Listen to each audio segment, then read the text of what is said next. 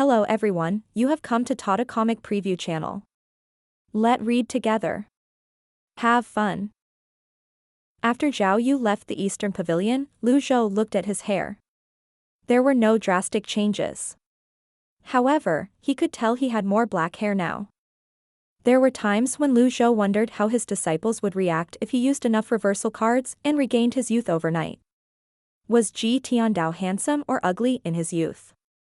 Zhou suddenly cleared his throat and shook his head. I'm letting my thoughts run wild again. Master. Little Yuan hopped and skipped in from outside the Eastern Pavilion. Then, she sprinted over as quickly as a rabbit to Zhou's side. You called? Zhou looked at little Yuan. The little girl has grown much taller. Her appearance has changed as well.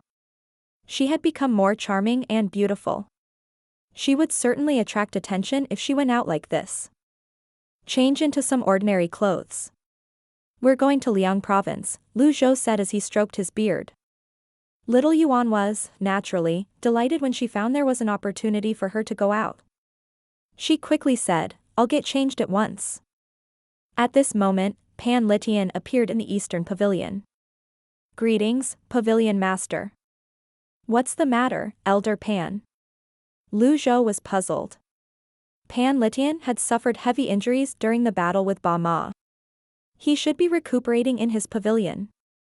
Litian said nothing. He walked up to Zhou reverently and made sure that nobody else was around before he kneeled on the ground. Zhou was taken aback. Although he could accept this gesture, Litian's background made this situation somewhat special. He was once the greatest elite of the Clarity Sect and had many glorious titles. He was never a person who would kneel on a whim. What do you mean by this, Elder Pan? Zhou asked, puzzled. I have a favor to ask of you. Litian cupped his fists. Let's hear it. Litian nodded and said, I wish to plead for His Highness the Fourth Prince. Zhou was not surprised to hear this. When Litian left the Clarity Sect all those years ago, he had been seriously wounded. Fortunately, he was rescued by the Fourth Prince. However, he had served in the military for many years, and the kindness should have been repaid. The Fourth Prince, Liu Bing, spent most of his time at the borders. He guarded his post well and is a respectable person in his own right. However, Zhou asked in a deep voice, why should I be repaying the kindness you received? Litian was slightly taken aback. Zhou said again, moreover, I have no quarrel with him. Why do you have to plead for him? This seemed to clear Litian's mind right away. It made sense. Liu Bing had no quarrel with the Evil Sky Pavilion. The Evil Sky Pavilion would not raise its hand against him. However, he had needlessly come here to plead for Liu Bing. Awkward. Zhou walked out of the Eastern Pavilion with his hands on his back. Litian patted the dust off his garments. Hold up, you're the great villain. Do you even need a reason to attack someone? However, when he looked up, Zhou was no longer there. A day later in Liang province's city. Unlike before, Zhou now wore clothes made from coarse fabric such as those worn by commoners. He blended in perfectly. This could not be helped. Si Wuya was too cunning and had too many eyes working for him. He had to travel undercover. Even having the old age pavilion's members with him could alert the rascal. Traveling on the flying chariot was even more out of the question. It would send the rascal running. He needed to disguise himself perfectly. When they arrived in Liang province's city, Zhou and little Yuan were slightly surprised. There were no garrisons or ballistae. However, there were bloodstains on the city walls. Clearly, a fight had just taken place recently. The city seemed lonely and desolate now. Small groups of cultivators would appear in the skies every now and then. Thud. Thud. Thud. A group of men charged through the city at this moment. They looked fierce and brutish. Zhou pulled little Yuan to the side of the street. The group was running to the top of the city walls. They must be the city's garrison. Master, they seem fierce. Little Yuan said. Don't mind them. The two of them continued to walk in the city. In its battle-ready state, the Liang province's city seemed desolate. It seemed too much to hope for to find an inn to lodge. Just when the two of them were looking for a place to stay, a middle-aged man appeared at the end of the street. He looked to the left and right before he whistled at Zhou and little Yuan. Old mister, the middle-aged man called out. Are you talking to me? The middle-aged man walked up to him carefully. He gauged the two of them and said, You're not from around here, are you? Little Yuan urged him on. Just say what's on your mind. The middle-aged man said, Liang province is currently in chaos. I've observed the two of you for a long time.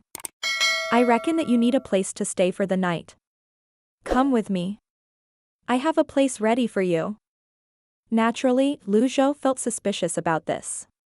They had just arrived in Liang province city. How did this man know that they were looking for a place to stay? Also, Liang province would most likely turn into the second E province, which was now in an emergency state. This middle-aged man seemed bold. Since it seemed fishy, something must be fishy. You can arrange lodgings for us? Zhou asked. The middle-aged man said mysteriously, It's a mess outside. You'll see what I mean when we get there. Zhou's expression did not change. He nodded. Lead the way, please. They had to stay here for a time anyway since he had to wait for Zhenghai and see Wuya. Shortly after, under the middle-aged man's guidance, the three of them passed through several streets and arrived outside a villa. The middle-aged man moved furtively and whistled at someone in the villa. Soon enough, two men ran out to meet them. The middle-aged man said, There's two more. I'll leave them to you. Aight. Another two. Another two? Zhou had some questions on his mind, but his expression remained neutral. He stroked his beard and said, Is this the lodging you found for me? There were two young men. The one on the left said, This way, please. Zhou suddenly felt that this villa resembled a black brick kiln. Zhou looked at the middle-aged man and said, Does your master go by the surname Shen? That's right. Do you remember now, old mister? The middle-aged man seemed excited. Shen Liangshu? Zhou suddenly had some vague idea about this place. Old mister, since you know my master's taboo name, you should watch your manners. If this were any other house, you would have been kicked out, said one of the men. Indeed, Shen Liangshu had quite a reputation. Since the cultivation world had a blacklist, it was only natural that it had a whitelist. The position at the top of the blacklist was indisputably taken by Ji Tiandao, the Patriarch of the Evil Sky Pavilion. If there were black, there would be white. The first on the whitelist was Shen Liangshu, who did good deeds wherever and whenever he could. He was the only one who could carry out silly, motiveless, and uncalled-for good deeds such as this one. He was the only one who remained established in Liang province's city. The underworld and the officials respected him. This way, please. The man made an inviting gesture again. Zhou stroked his beard, nodded, and walked in. When he stepped into the villa, a faintly discernible and largely transparent barrier that resembled a huge bubble shrouded the villa. Zhou and little Yuan were quickly settled in. The man who led them here glanced at them before bowing and said, The master has said that anyone who enters the villa must have their cultivation bases examined to prevent any disturbances. I ask for your kind cooperation. Zhou glanced at the middle-aged man.